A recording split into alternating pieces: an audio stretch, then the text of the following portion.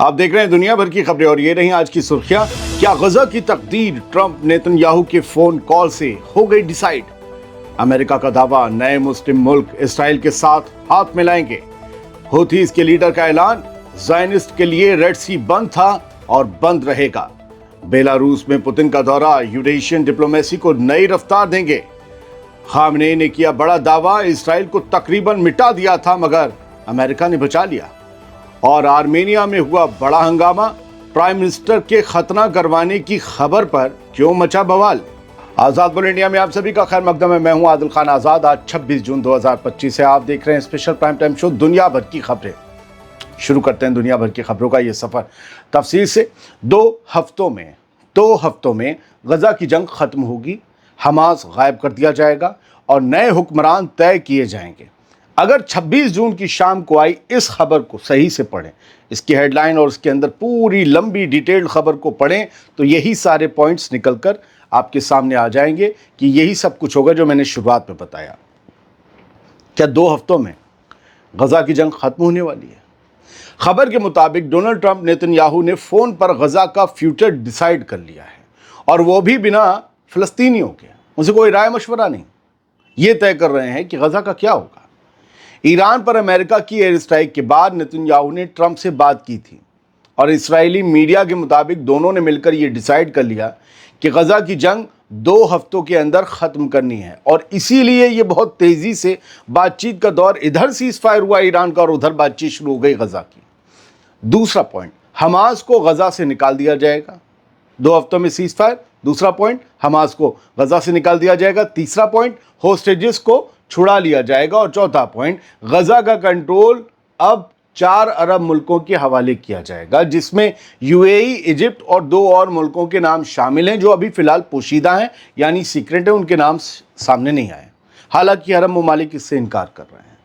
लेकिन मसला ये है कि अरब मुल्क बार बार ये कह चुके हैं कि वो तब तक गजा का फ्यूचर हैंडल नहीं करेंगे जब तक फ़लस्तीनी अथॉरिटी यानी पीए को गजा में दाखिल होने का चांस नहीं दिया जाता। उधर सऊदी अरब कहता रहा है जब तक एक आज़ाद फ़लस्तीनी रियासत नहीं होगी हम इसराइल से ताल्लुकात वसी नहीं करेंगे। नेतन्याहू ने पीए को गजा में एंट्री देने से साफ इनकार कर दिया है, तो अरब ममालिक की पीए वाली डिमांड कहाँ जाएगी? इधर हमास गजा छोड़ने को तैयार नहीं है, तो फिर कैसे होगी ये डील? गजा के लोग इमिग्रेट करें, ये भी प्लान में शामिल है कि वो अपनी मर्जी से गजा छोड़ दें, लेकिन कौन सा मुल्क उन्हें अपने यहाँ पनाह देगा ये नहीं बताया गया। और ये इन दोनों ने नहीं सोचा कि जो 21 महीने की जंग में इतने भूखे रहकर, बम खाकर वहीं हैं, वो कैसे अपना मुल्क छोड़ देंगे। अब सवाल ये है कि इस डील में क्या मिलने जा रहा है इसराइल को। इसराइली मीडिया रिपोर्ट्स के मुताबिक कुछ वेस्ट बैंक के एरियाज पर इसराइली कब्जे को अमेरिका ग्रीन सिग्नल दे देगा, यानी फ़लस्तीनियों की ज़मीन पर कब्जा करने वाले बदमाश मालिक बनकर रहेंगे। इस पर इंसानी हुकूक का मुखौटा पहनने वाला अमेरिका मोहर लगाएगा कि अब ये नए मालिक हैं। दूसरा फ़ायदा ये है इसराइल का कि सऊदी अरब और सीरिया से इसराइल के डिप्लोमेटिक टाइज कायम होंगे, ये माना गया है इसराइली मीडिया में। लेकिन सऊदी अरब की शर्त वही है। देखिए, ट्रंप और अल-शरा की मुलाकात हो चुकी है, वो कर लेगा, कोई मसला नहीं। एमबीएस का क्या होगा, ज़बान कहाँ जाएगी सऊदी हुक्मरानों की, क्या आज़ाद फ़लस्तीन होगा तब करेंगे। खैर, तो ये है असली गेम। पहले ईरान पे धमाका, फिर गजा का खात्मा, उसके बाद अरब मुल्कों को सौदे में घसीट लेना और सब कुछ बिना फ़लस्तीनियों की रज़ा के तय कर देना। साथियों, मेरा सवाल ये है कि क्या गजा की तकदीर अब 2 दोस्तों के फ़ोन कॉल से डिसाइड होगी? और क्या फ़लस्तीनी एक बार फिर किसी और के चेस बोर्ड पर शह और मात की बाजी बना दिए जाएंगे? बढ़ते हैं आगे। अगली खबर ये कहती है कि मिडिल ईस्ट में कुछ बड़ा होने वाला है और पहली खबर से इसका ताल्लुक है। अमेरिका के middle east special envoy Steve Witkoff ने कहा है कि कुछ और मुस्लिम ममालिक इसराइल से ताल्लुकात बेहतर करने के लिए अब्राहम अकॉर्ड्स में शामिल हो सकते हैं, कुछ नए मुल्क। उन्होंने ये भी कहा कि 12 दिन की इसराइल ईरान वॉर में अमेरिका की तरफ से कराए गए सीज़ फायर के बाद जब वाशिंगटन की कोशिश है कि ईरान से भी कोई मुकम्मल अमन का समझौता हो जाए, एक मुकम्मल अमन का। एक इंटरव्यू में विटकॉफ ने ये कहा कि हमें उम्मीद है कि जल्दी कुछ बड़ी अनाउंसमेंट होगी, बड़ा ऐलान होगा, कुछ और मुल्क अब्राहम अकॉर्ड्स में शामिल होंगे। प्रेसिडेंट ट्रंप की यही एक अहम तरजीह है, ये विटकॉफ बोलता है। और उन्होंने ये भी कहा कि ट्रंप हुकूमत अब मिडिल ईस्ट में मजबूत और एक लंबे अमन के लिए आगे बढ़ रही है, लेकिन ये मुस्लिम ममालिक कौन होंगे? ये नए मुस्लिम ममालिक क्या वो आज़ाद फ़लस्तीनी रियासत के बिना इसराइल के साथ ताल्लुकात कायम कर लेंगे? क्या वो भी गज़ा को पीछे छोड़ देंगे? इस बारे में अभी कोई तफसील नहीं दी गई है, मगर मुझे लगता है कि इसमें सीरिया और लेबनान का नाम शामिल हो सकता है, क्योंकि वहाँ सब कुछ बदल चुका है। बढ़ते आगे, सर गज़ा की सिविल डिफेंस एजेंसी ने बताया है कि इस्राएली फ़ौज ने जुमेरात को अलग अलग इलाकों में हमला करके 56 फ़लस्तीनियों को शहीद कर दिया है। ये आज की तादाद है। ये तादाद पहले 35 बताई गई थी, जो अब अपडेट कर दी गई है।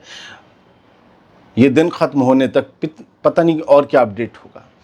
एजेंसी के तर्जुमान महमूद बासल ने AFP को बताया कि इन शहीदों में से 6 अफराद वो थे जो अलग अलग जगहों पर इंसानी मदद का, रोटी का, राशन का इंतज़ार कर रहे थे। गौरतलब है कि इस्राएली हमले गज़ा में पहले ही भारी तबाही और भुखमरी मचा चुके हैं। हज़ारों लोग बेघर हो चुके हैं, लाखों लोग, और राहत लेने आए बेकसूर लोगों को निशाना बनाया जा रहा है। इंसानी हुकूक की तंजीमें इसराइल पर लगातार इल्ज़ाम लगा रही हैं कि वो जानबूझकर आम शहरी आबादी और मदद के मुंतज़िर लोगों पर हमला कर रहा है, जो कि जंगी जुर्म में यूँ कह लें कि उस दायरे में आता है, वॉर क्राइम्स में आता है। लेकिन इसराइल को इसकी परवाह नहीं। पीछे अमेरिका है। सैयां भय को सैयां भी नहीं कहिए, कुछ और कहिए। यमन से खबर है और गज़ा के हक़ में है कि सैयद अब्दुल मलिक अल हूती, जो उनके सुप्रीम लीडर हैं, उन्होंने ऐलान किया है कि रेड सी ज़ायनिस्ट के लिए बंद था, बंद रहेगा। अंसार अल्लाह मूवमेंट के रहनुमा सैयद अब्दुल मलिक अल हूती ने कहा कि अल रश पोर्ट अब भी पूरी तरह बंद है ज़ायनी शिपिंग के लिए। रेड सी में इसराइली जहाज़ों के लिए गुज़रना अब भी बैन है, नामुमकिन है, वो इधर से नहीं जा सकते। हुथीज़ के लीडर ने कहा कि वो रमज़ान की 15 तारीख से अब तक 309 मिसाइल्स और ड्रोन्स इसराइल पर दाग चुके हैं। इनमें बैलिस्टिक और हाइपरसोनिक मिसाइल्स भी शामिल हैं और ऐसे हमले आगे भी जारी रहेंगे, इसलिए इसराइल थोड़ा मोहतात रहे। अब मिस्टर पुतिन की खबर। रूसी सदर व्लादिमीर पुतिन बेलारूस के 2 दिन के दौरे पर मिन्स्क पहुंच गए हैं और ये दौरा बेहद अहम माना जा रहा है। आज जुमेरात को वो यूरेशियन इकनॉमिक फोरम के प्लेनरी सेशन में हिस्सा लेंगे। कल जुमे के दिन वो यूरेशियन इकनॉमिक काउंसिल के टॉप मीटिंग्स में शरीक होंगे, जो EU यानी कि यूरेशियन इकनॉमिक यूनियन की सबसे अहम बॉडी है। इसके अलावा पुतिन की मुलाकात जिन ममालिक के सदर और हुकूमत के अफसरों से होगी, उनमें Belarus, Kazakhstan, Kyrgyzstan, Cuba, Uzbekistan, Mongolia और UAE के सरकारी नुमाइंदे शामिल हैं। लग रहा है ना जैसे कोई सरकारी खबर है, नहीं, इसका आखिरी पंच समझिए। इस दौरे को रूस की यूरेशिया में बढ़ती एक्टिव डिप्लोमेसी और जियोपॉलिटिक्स से जोड़कर देखा जा रहा है। यूरेशिया, यूरोप प्लस एशिया, इधर का पार्ट उधर का पार्ट। पुतिन अपने पंजे फैला रहे हैं और ये वेस्ट के लिए थोड़ा सा, जैसे जैसे ये जंग बढ़ रही है यूक्रेन वाली, उसके लिए थोड़ा सा वेस्ट के लिए मुश्किल का सबब बन सकता है। खैर, हम ईरान की बात करेंगे। सभी की खबर एक लेनी है। ईरान के सुप्रीम लीडर आयतुल्ला खामेनेई ने सीज़ फायर के बाद पहली बार आज ईरानी आवाम से खिताब किया। एक तकरीर के ज़रिए उन्होंने ईरान को मुबारकबाद दी और कहा कि ईरान ने इसराइल और अमेरिका पर शानदार जीत हासिल की है। खामेनेई ने अपनी स्पीच में कहा कि इस्लामी जमहूरिया ईरान ने इस बार वो कर दिखाया है जिसका तसव्वुर भी दुश्मनों ने कभी नहीं किया था। ज़ायनी हुकूमत लगभग तबाह हो गई थी हमारे हमलों से। हमारी मिसाइल स्ट्राइक्स ने उनके अर्बन और मिलिट्री सेंटर्स को बिल्कुल भुरकुस बना दिया, राख कर दिया। खामेनेई ने यह भी दावा किया कि अमेरिका सीधा हमला इसलिए करने आया क्योंकि डर गया था कि इसराइल पूरी तरह से मिट जाएगा। और ट्रंप जो रोज़ चिल्लाते हैं कि हमने ईरान की न्यूक्लियर फैसिलिटीज़ को ख़त्म कर दिया, तबाह कर दिया, वो महज एक ड्रामा है। असल में उन्हें ज़रूरत थी झूठ फैलाने की ताकि वो अपनी नाकामी को छुपा सकें। अब बात आर्मेनिया की, जहां एक खतना बवाल की वजह बन गया, और खतना भी प्रधानमंत्री का, प्राइम मिनिस्टर का।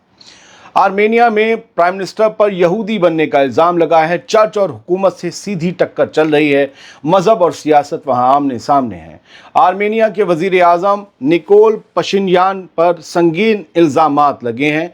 मुल्क के सबसे बड़े चर्च के पादरी फादर जाहरे अशुरियान ने यह दावा किया है कि पशिन्यान ने खतना करवा लिया है और अब वो ईसाई नहीं रहे बल्कि यहूदी बन चुके हैं। पादरी का इल्ज़ाम क्या है, सुनिए। फादर अशुरियान ने सोशल मीडिया पर लिखा कि पशिनयान अब ईसाई नहीं रहे। उनकी मिसाल बाइबल के गद्दार यहूदा से दी गई। उन्होंने कहा कि प्रधानमंत्री यानी प्राइम मिनिस्टर मुल्क और मज़हब दोनों के साथ दगा कर रहे हैं। ये पादरी आर्मेनिया के सबसे बड़े चर्च के सरबराह गेरगिन II के स्पोक्स पर्सन हैं। अब इस पर इनके इल्ज़ाम पर प्राइम मिनिस्टर का भी सख्त जवाब आया।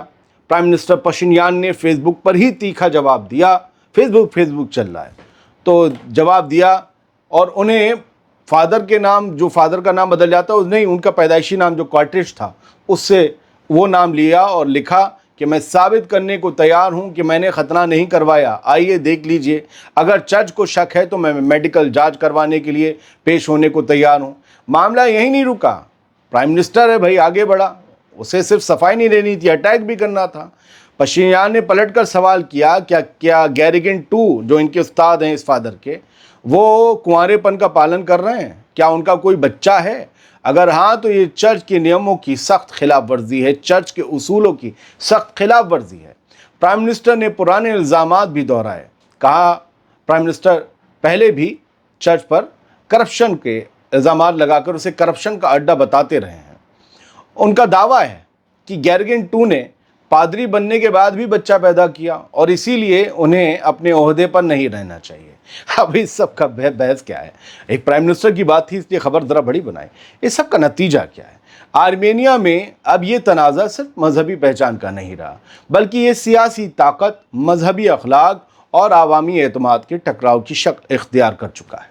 एक तरफ चर्च वज़ीर आज़म पर मजहब बदलने का इल्ज़ाम लगा रहा है, दूसरी तरफ वज़ीर आज़म चर्च की बेहयाई और दोहरे मयार को बेनकाब करने की कोशिश में लगे हैं। ये सिर्फ एक निज़ाम बनाम शख्स नहीं, बल्कि अक़ीदे और इक़्तिदार की जंग बन चुकी है।